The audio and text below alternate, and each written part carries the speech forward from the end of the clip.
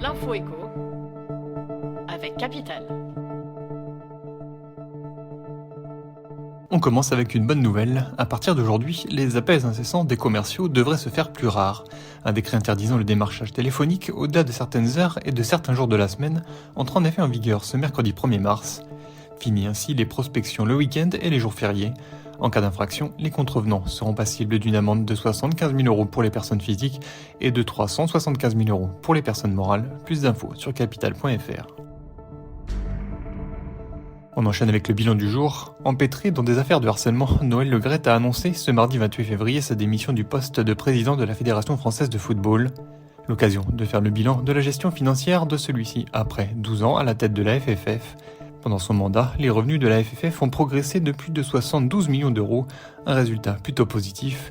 Contrat d'équipementier, dotation de la FIFA, droits télé, billetterie.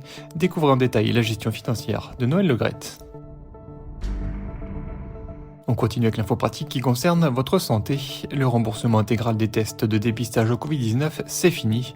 En effet, à compter du 1er mars, les patients qui se feront tester pour une suspicion d'infection par le SARS-CoV-2 auront un reste à charge à payer. Des sommes restantes qui, pour une majorité de Français, seront prises en charge par leur mutuelle ou la complémentaire santé solidaire. Toutefois, certains patients verront encore leurs tests 100% remboursés par la Sécu. Rendez-vous sur capital.fr pour en savoir plus.